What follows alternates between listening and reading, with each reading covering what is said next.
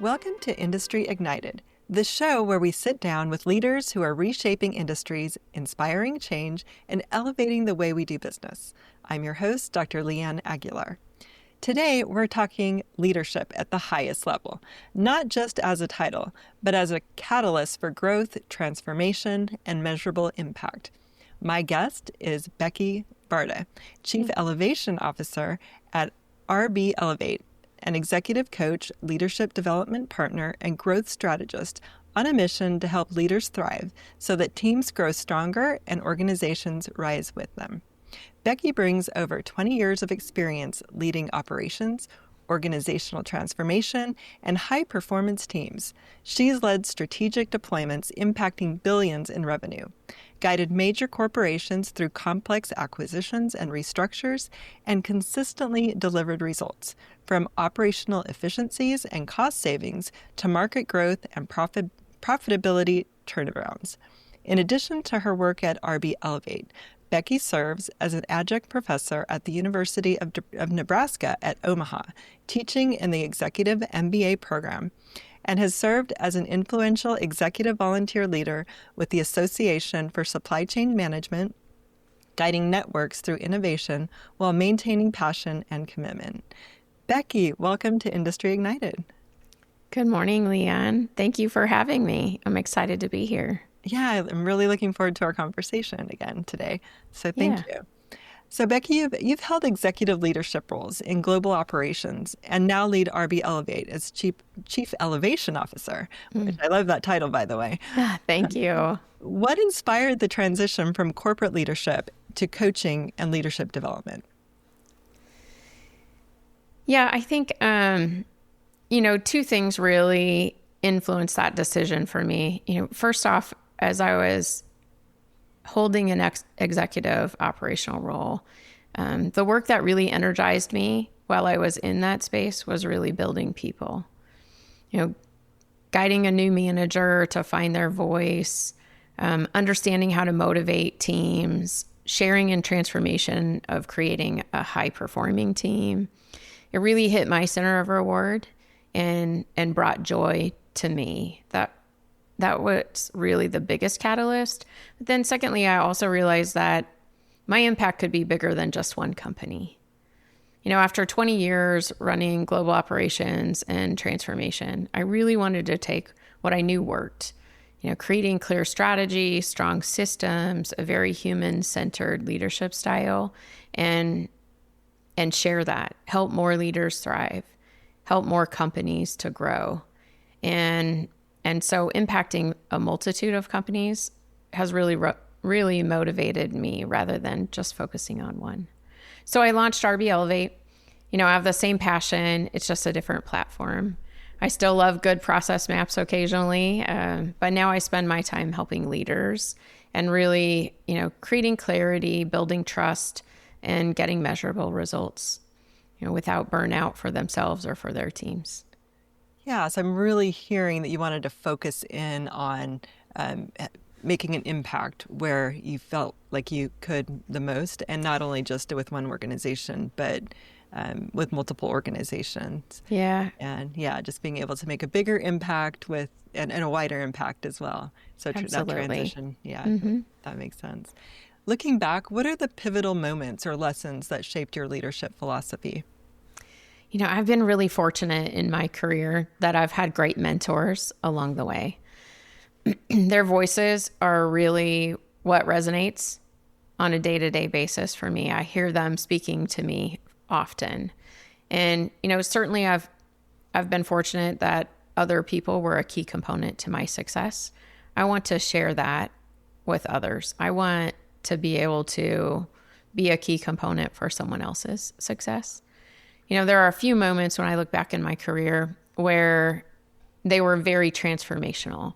I may not have known it at the time when I was experiencing it, but looking back, I know they were big moments. And those big moments that I think about really had to do with taking a big risk. And, what I learned is that it took a lot of bravery and a lot of, gumption for me to advocate for myself in those moments and believing enough in me to take a big leap. What I learned is not everyone's going to cheer for you. Not everyone's going to value your success. And so it's important that you're confident enough in your decisions and your approach that you can hold strong in those moments where you might feel some resistance. Celebrate the wins and, pick up when you see a lesson. When something didn't go quite like you wanted it to, it's only a failure if you don't learn from it. So, keep an open mind, learn from those lessons that happen along the way, and just stay the course on your vision. So with the mentors, were they people that you sought out intentionally, or were they people that you worked with? Or tell me a little bit about mentoring. Well, one, I believe in mentorship. I think mentorship is a strong part of a professional journey. And so in some cases, my mentors were people that I kind of fell into, whether it was they were a great boss at a period of time when I really needed that mentorship. But I also have mentors that I've sought out and really taken the time to build a relationship with someone who is external to my regular professional circle, just to be able to be a sounding board. Hey, how does this sound for you? Help me understand. Am I seeing this clearly? To bring a different perspective to decisions that I might be making or choices that I might be having to make. Yeah, right. Mm-hmm. And you talk about helping leaders thrive with clarity, confidence, and purpose. What does that really mean in practice? Yeah, this is a great question and really at the core of my mission as part of RB Elevate. I believe that good leaders are those that communicate well and create clear vision for their teams. Just using an acquisition as an example, we might not have all the answers. We might not know what the best integration strategy is or what the best approach is for bringing two teams together. But if clarity exists in the priorities, and if we as the leader, create clarity in the goals, the team can make the right decisions about how to get there. And so what I really focus on is communication. How do you get clear about your vision and your goals and what your expectations are for the team to achieve, and communicate those well and often and frequently.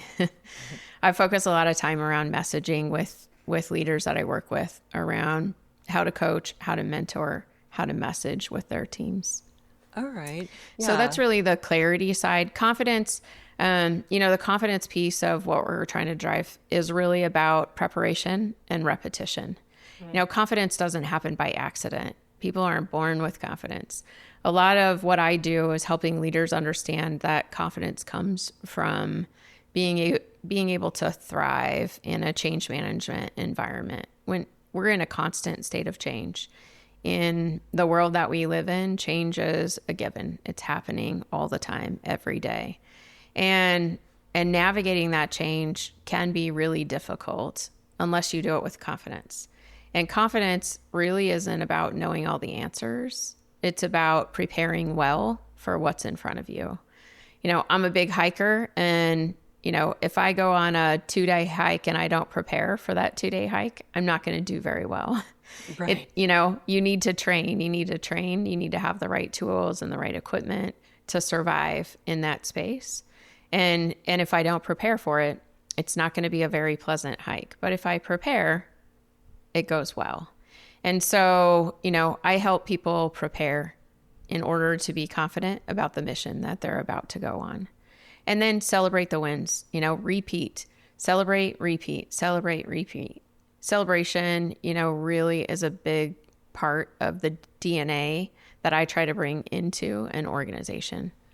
And I would think mindset is probably a big part of that too, just helping people set a, positive and a mindset of, that's probably part of the confidence. And it absolutely is. And, really leads into the purpose side of our mission and, you know, helping people feel connected to the teams that they serve. I'm a big advocate of servant leadership.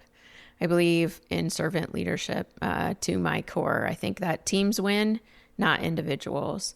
And so it's really important for leaders to feel connected to their team and, you know, to remain humble and acknowledge the contributions of others to really, to your point, drive that purpose. Yeah. So I know you've really focused on high performance team and development and strategic facilitation. Can you walk us through your process when you're working with a leadership team? That process can vary. It really depends on the problem definition within the organization. Every organization has, you know, a different problem. Building a team really happens when you can rally around whatever that problem statement is that they're trying to solve for. You know, maybe it's a lack of clarity in roles and responsibilities. You know, potentially it's a large transformation that needs to happen within the organization. And building that team really starts with understanding where the challenges are and making sure that everyone has agreed that, hey, this is the problem that we're trying to solve.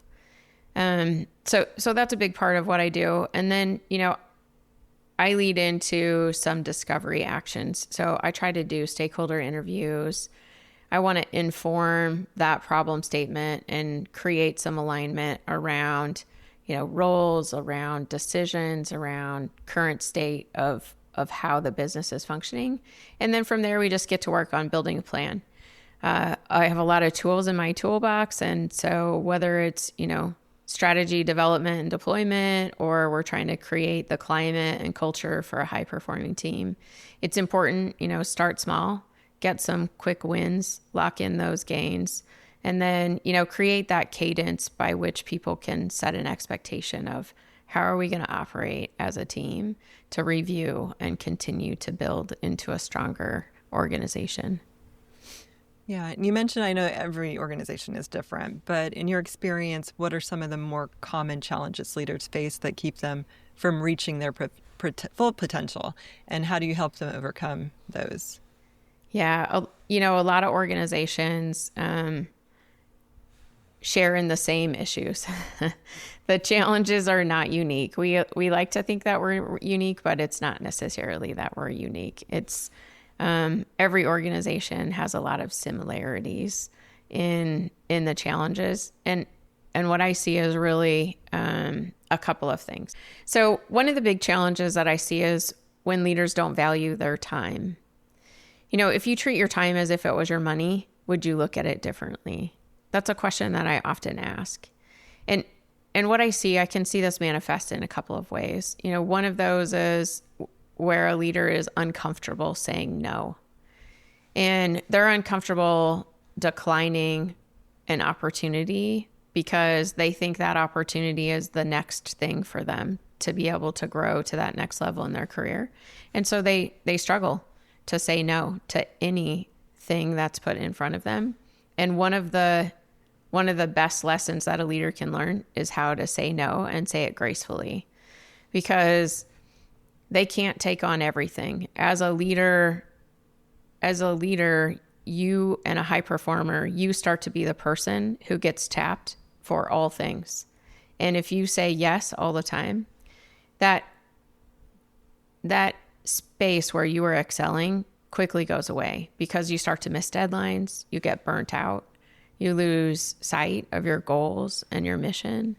And it's really important for leaders to learn gracefully. Sometimes you just say, I can't work on that now. I have all of these things that are a higher priority for me to take care of.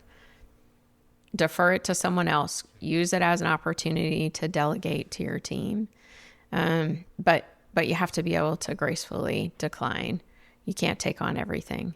And that kind of feeds into the second thing, and I just talked about it a little bit, but delegation is something that a lot of leaders struggle with. I hear statements often that say things like, this is a critical item, I must do it. I can't pass this on to someone else. my team's already so busy. I don't want to overburden them. So I'll continue to do this task. Or they'll say something like, this was a task that I had in my last job in this company. When I got promoted, I just kept it and continued to do it. I didn't hand it off to someone else. And all of those items where you're not doing delegation appropriately, it impacts the leader, but it also impacts the organization in total.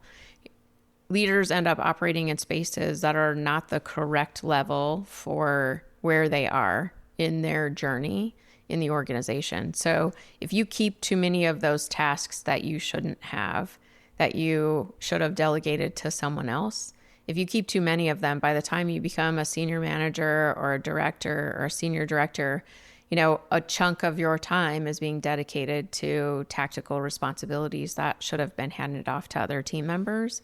And then, you're not creating the space for you to take on level appropriate activities. Yeah, I really relate with that. One of the best bosses I ever had early in my career told me her best piece of advice was, as a leader, the best leaders delegate. Yes. They aren't the doers, they're the delegators. They manage and they hand off. And that stuck with me throughout, my career. So absolutely. And managing your time is really an important part and an important component of that. I distinctly remember sitting down with one of my mentors who happened to be my boss at the same time. And, we were talking about the multitude of meetings in our calendar and how our calendars were just packed full. And, he brought up an executive leader in the organization at the time and said, hey, what do you think about this person? Well, they're a good leader. They have, a lot of good things. And we're going through this activity of kind of dissecting that person as a leader and what we thought of them. And then he pulls up their calendar and he puts it on the screen and he's like, look. And that person has like one meeting a day in their calendar and the rest of their time is available and open. And, that was a very big light bulb moment for me to say, I need to manage my time differently. If you're going to be a leader, it means you need to be available for your team, be present for them. And part of that becomes, how do I manage my time? Yeah, that's a great insight. That is really it's tough to do. It's not easy. It's way easier for me to say it than it is to do it, for sure. But you're right. I mean, time is a limited resource. It is. And if you're not managing it well, then it escapes, it runs away from you, it gets consumed by all kinds of things that, you're fighting fires that maybe other people can put out. And you're not present and focused if you're constantly distracted and moving in different directions. So that is... I like that. That's a good something to remember too. That time is like money. It's a currency. It is. It's a currency. Manage well. Now you've led teams across hundreds or multiple regions and cultures. What are your top strategies for building alignment and engagement in such complex environments? Yeah, this is it's interesting because as you mentioned, I've led teams in lots of different regions. I've led teams that are located in Europe and in the Middle East and in South America and then, all over the US. And what I found is it doesn't matter where you go. Each facility has its own culture. And although we try to create synergies between the cultures in our organization, there's nuances of difference.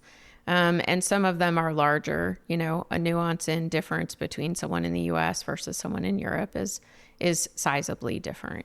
But every plant, every building has its own culture.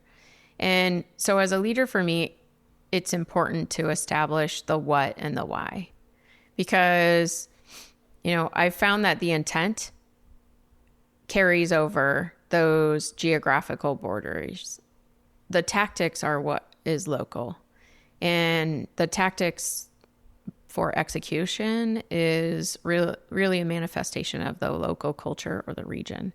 And so as a leader, it's important for me to be really clear about defining expected outcomes, to get clear around what good looks like. And and then let the teams decide how. How are they going to get it done? How are they going to meet expectations? And it's interesting because then if you start to build that, if you're a, cross geography organization where you have multiple locations, build best practice events, build a touch point in which people can share the how by which they're getting things done. And what that does is it gives you a space to celebrate where good things are happening in certain facilities, but it also allows others to see how things are getting done. And it triggers them to, one, say, ooh, I'm not where I need to be. I need to improve our performance to keep up with them. It gets a little competition going between facilities. But it also shares some really great ideas. I've seen good ideas come from every facility I've ever managed, and every facility I've ever led. And being able to share those across borders is really important, to give people, that satisfaction of celebrating their win, but also, to develop relationships between leaders across regions and that best practice sharing. All right. So you're just creating a space for that sharing and listening and for sure, but also creating upfront clarity around the mission. Okay. Because if you don't create that, then people will go off and do whatever they think is appropriate or right. But if you create the expectation of what they need to achieve, the clarity around the what, and the why, give them a sense of why we're doing the things that we're doing, allow them to determine how. Yeah. So first getting everyone on the same page, working for the same objective. Absolutely. And then the how comes in naturally afterwards. And that's going to vary, like you said, by region.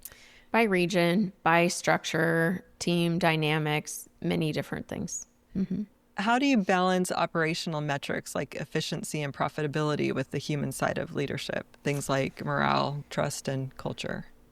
Yeah, this is a great question. And I think that, I've always operated under the premise that if you build your people will build the organization. And that's partly why I believe very strongly in people-centered leadership. I think that people don't want to be boiled down to a number. And so it's really important to know that successful metrics come out of good actions from people. And so one of the statements I often use is we can't have any numbers without names, and we can't have any stories without numbers. So it's important to bring the people and the behaviors that contributed to positive results in a metric. And you can't tell a story of bad performance or good performance without having the data to back up that it delivered results. And that's a difficult concept for people to latch onto on occasion, because teams really like to be able to, I'm going to say, dodge and weave. They like to take the heat off of them and tell the story, but they might not have any data that's backing up the story. And it's important to have both sides of the coin. So you must have data that demonstrates what the results are, but tie that to a story that talks about the behaviors that have shifted to create positive results. Okay, so I'm hearing that sometimes it may be just emotional, but not really supported by actual correct data. Support by the facts. Yeah, yes. The facts, and it is hard to separate sometimes when people have those stories, like you said, and the stories though may come from insecurity, they may come from personal. Previous situations or that kind of thing, they may not be accurate or true even. Correct. So, yes. Yeah. Interesting. And, we use a concept that's called perfect week in this space. And perfect week is really saying, what are the important metrics for us to achieve, which helps us understand the mission. But then we also, in collaboration with the team, define how we're going to show up.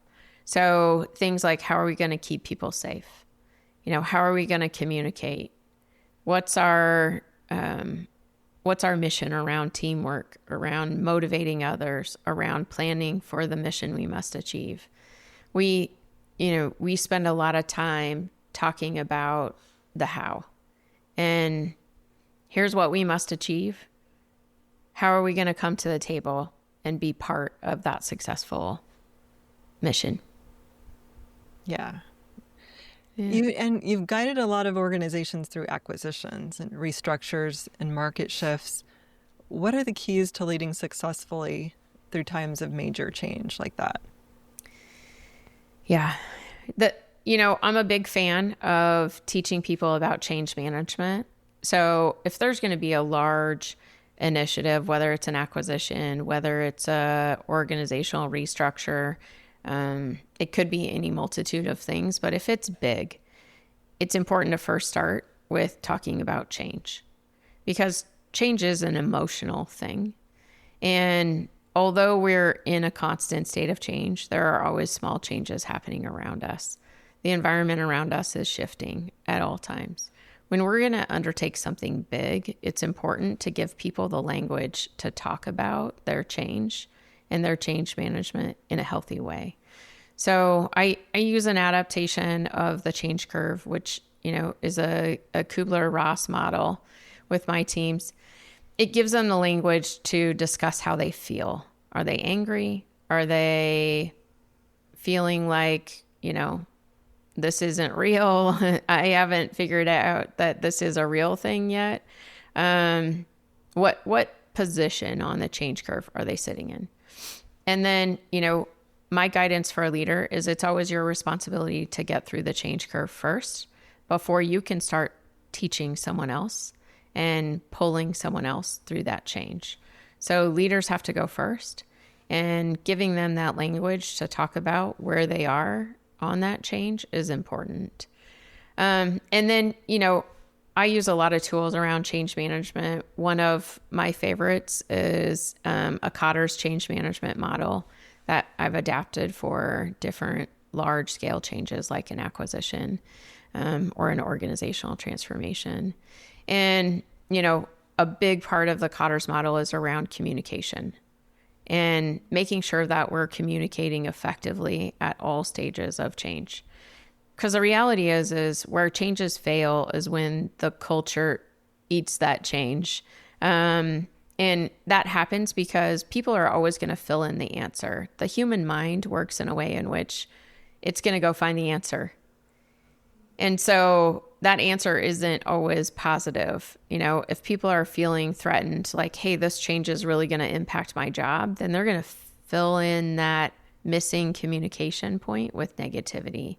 And it's really important as a leader to have a well-designed communication model and to have very frequent touch points of change. Things like one-on-one communications, town halls, going to meet people where they are and where the change is being impacted. All of those things are very important, and it's part of what I teach in helping people and coaching them and guiding them through sizable change. Yeah, I get that. I mean, even with my marketing company, one of the things we do is help in that communication process when there is like a major change in an organization through acquisition or mergers or just growth if a company is pivoting, and setting expectations, I think, is part of it. Really understanding the concerns of the different employees within the organization, and then having a plan for communicating the rollout, how the change is going to work, how it's going to impact the employees and the leaders and the organization, what that looks like. And the more, the better you can set those expectations and create comfort, because like you said, I think fear does come up a lot. Uncertainty, it does. Fear. Yeah. It's like they feel threatened. Like, what does that mean for me? Is my job at risk? Is something going to be taken from me? And so it is a visceral experience. I think, It is. You know, that Kubler-Ross model is really excellent. We've adapted it a little bit. But The reality is that model was actually formed out of the stages of grief, because it really change is really about grieving to some degree about what you're losing.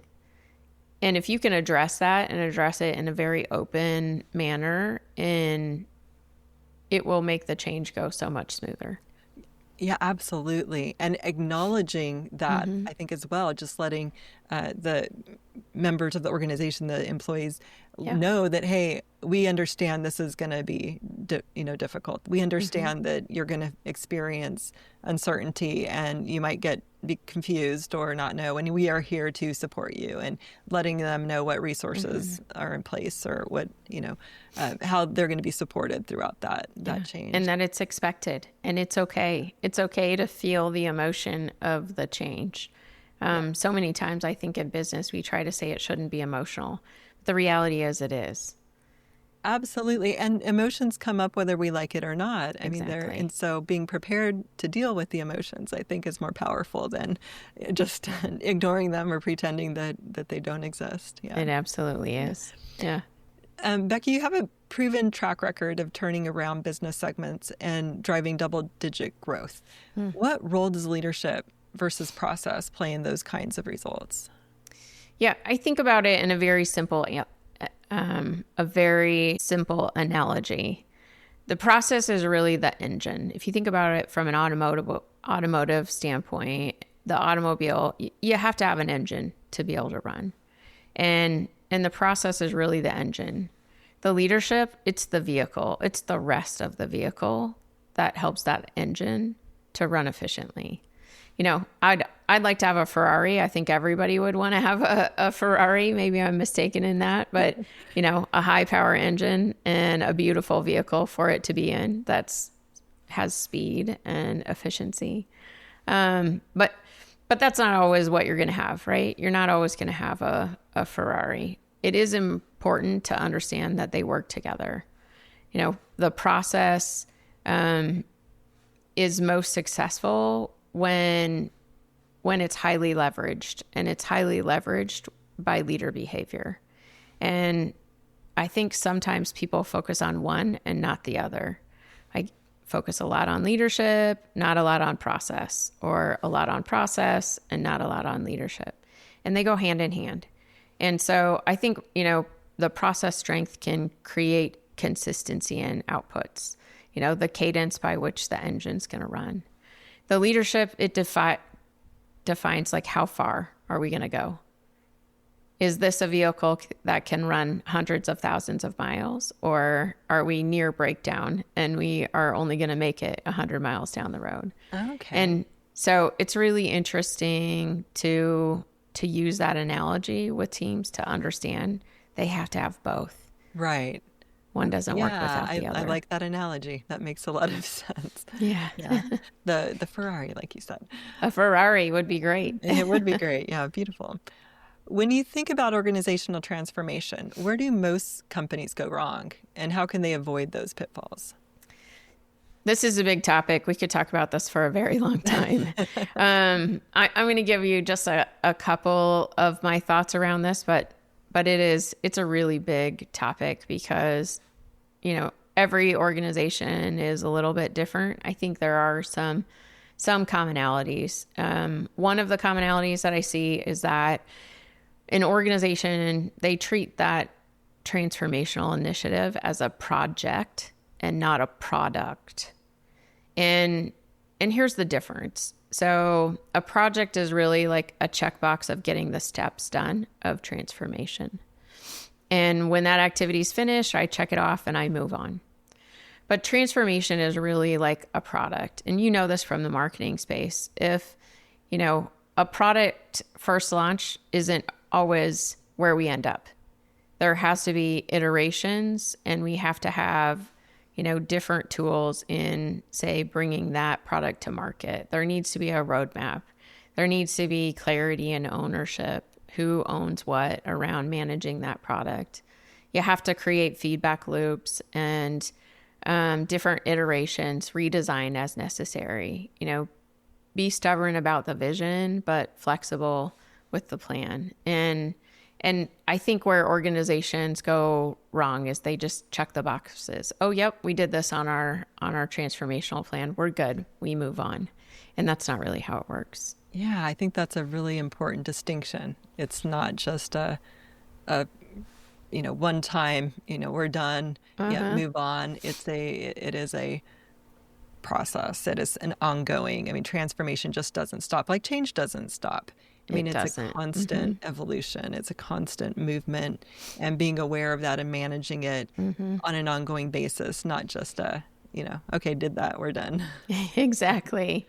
And, I think the other thing is we underestimate the amount of time that it takes in communication, like dedicating time, energy, and effort to deliberate and intentional communication as part of any transformational plan is really important. And I think companies often underestimate what it takes. Right. They think I can communicate once and, well, I have already told you that, so it's enough. But it is just like marketing in that sense too. It's not a one and done thing. You can't just run a campaign and expect people to, know who you are and want to buy your products all day long. It's an ongoing, constant, machine that you're running, and it evolves and it changes and the messaging changes. So, there really is a lot of similarity there in that. There absolutely is. And, as you know, communicate in a multitude of means, like many different ways until the message is received. Yeah. And sometimes then you have to keep communicating. You do. And that's, in order for a communication to be received even, it takes, like 7 to 12 times, just depending on, the communication for it to stick in a person's mind, or, for a behavior to change or a new habit to form, it takes a lot of repetition as well. So indeed, it does, for sure. And then, I think the last part that organizations miss on is they wait too long in failing fast. So they'll hang on to something that's just not working as part of the transformation, whether it's a person who's not in the right seat, or it's, a process or a mission that they've given people as part of the transformation. They just hang on to it too long because they don't want to recognize the failure, whether that's an ego thing or, whatever. We need to recognize that, things just don't work sometimes. And the sooner that we take care of what's not working and adjust, the better it is for the teams to be successful in transformation. And that makes sense, especially for high performers, people who are out there to win, to have, or being able to embrace failure and say it's okay to fail. In fact, like you said, it's welcome. Yeah. Create a safe space for it and understand how you're going to manage that. It'll go a long way to success for the transformation. So for leaders who are listening who feel stuck in complexity or struggling to inspire their teams, what's the first step they should take today? Yeah. I think, I coach leaders on doing a reset. Take a 7-day period of time as an example, and work on resetting your position. Oftentimes, things spiral out of control. We have many, many things on our plate. We're trying to manage in a bunch of different spaces. Really, spend some time and reset yourself, because if you don't do that reset, it's really hard to make those adjustments. Create a space, carve it out, and create a dedicated space where you're intentionally going to reset yourself. And, I have a hard time shutting off my mind. And so I really have to intentionally say to me, speak to myself and intentionally say, okay, I'm going to take 20 minutes every morning and I'm going to focus on setting myself up for a good day. As part of the reset, start that behavior. And I have a couple of books that I read, but, I need to get my mind stimulated on something that is positive in nature. Don't get wrapped up in all of the stress of what you have going on today. Think about the things that are going to help you have a good day. And so I have a couple of books that I use that are daily readers. One of them's from John Maxwell, and it's his daily reader where, it's a leadership message every day. And it's so interesting how every day seems to apply to my day.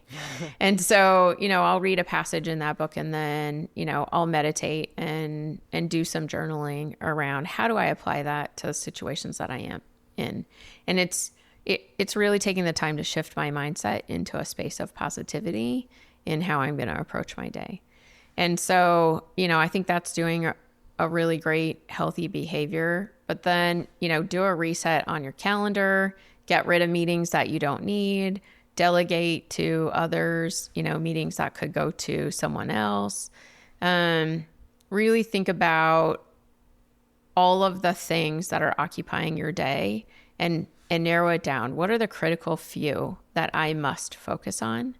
And try to pare down where you are focusing your time, energy, and effort as a leader. I think, like we talked about before, high-performing leaders tend to get their plates overflowing. And this is a great reset point to be able to say, okay, I got to clean house on what I'm working on. The best leaders are those who can get things across the finish line and deliver results with the initiatives that they're working on. And so it's important that we know what are the critical few that we must focus on and really go after those. And then ask for help on the rest. One of the things I think that people really struggle with, what I find especially new leaders, are they think it's a weakness to ask for help. And the reality is everyone needs help. And rarely are you going to find a space in which people say, yeah, no, I don't want to help you. It's human nature to want to help others. I think there's a lot of people in the world who truly just want to help. And sometimes it's just a matter of asking. And I think that comes back to why coaching is so important. It is. I mean, it just helps create that clarity in that space. And I mean, from my experiences as well as a leader, it gets lonely at the top sometimes. And Absolutely it's easy to lose sight of things and get distracted and let your energy go in all kinds of different directions. So being able to reset and focus and be very intentional about how you spend your time and what you want to accomplish, and then have your energy go towards those efforts is I think critical. And it is critical. And, self-reflection, EQ, it's a really valuable skill for all leaders. I think it's something that's missing in a lot of our leadership development and training, but understanding how to assess yourself is really important in building you to a better space. And I love that EQ has come to the forefront more lately, and that skills are being, shared more readily, and the importance. I mean, again, I think it was more frowned upon, or people just wanted to separate the emotional elements from business in the past. But we are human. We are full, whole people, and emotion is part of that. And if you aren't skilled in how to deal with emotions, regulate emotions, especially when life happens and we all deal with things that impact us and we don't even realize how they impact us oftentimes, but it comes across, or it ends up impacting how we communicate and how we treat other people. And so absolutely, being aware of our own emotions and tendencies and how we, express emotions is super important. And yet I think that, again, it comes back to getting help. I mean, getting either having a mentor or a coach or somebody to bounce off, your off and get a feedback from. Yeah. Absolutely. So how do you see a leadership? I mean, we talked about, just emotional intelligence, for example, but how else do you see leadership evolving over the next 5 to 10 years, especially with all of the rapid changes in technology, like AI, workforce, expectations, and global markets? Yeah, it's an interesting conversation, because what we were just talking about around the importance of EQ and the importance of the human side, I think that's going to be amplified as we move forward. Technologies like AI is not going away. And I actually think it's something that there's been a lot of technologies that have come forward. And I think AI is going to be transformational for organizations. It's such a powerful tool. And if you get to utilization of AI to do even like the menial tasks, the data crunching, the data analytics, you get AI to do the things that don't require decision making. I think you're going to need more people who are skilled in decision making, more people who are skilled in communicating a message, telling the story of why, visioning, building trust. Those factors that are the human side of leadership are going to become more valuable skills as we move forward, because AI is going to pick up a lot of the rest. Right. And for leaders, that is great. I mean, just creating time there, even just by having tasks automated and and we're going to be, I think it's going to move us at a much faster pace. So expectations are going to get higher if you haven't spent the time and invested in learning about how to effectively use AI as part of the way in which you work. Now's the time, because it is going to run at a very rapid pace as we move forward. And so, learn how to effectively use AI so that you can really lean in developing your skills in the leadership space, in the decision making, in the visioning, in the I completely agree. Yeah, it is a crucial time right now, and leaders definitely need to, if they haven't already, step into that and intentionally get acquainted with the different software platform, the apps and platforms out there, and everything that AI can do, because it's super awesome. Everything it can is do. awesome, actually. Yeah, yes. Well, Beckie, this has been an awesome conversation. I really learned a lot and appreciate you coming on the show. Where can listeners connect with you to learn more about your work and RB Elevate? Sure. Well, thanks for having me. This has been a wonderful conversation. If people want to connect with me, and I encourage them to do so, I'm always interested in building my network and connecting with other leaders. So feel free to do so. LinkedIn's a great place to reach out to me. I have both my personal account and RB Elevate is on LinkedIn, as well as Instagram. I have RB Elevate page on Instagram. My website, they can reach out on the website as well. So rblevate.com. And I'm happy to connect with people. This has just been wonderful, and I appreciate the time with you. Awesome. Well, thank you so much for sharing your experience, your wisdom, and your passion for helping leaders rise. Your career, it's proof that when leaders elevate themselves, they elevate everyone around them. So for our listeners, and thank you for listening. And until next time, stay bold, stay curious, and keep igniting change in your industry. Thank you. Thanks, Leanne.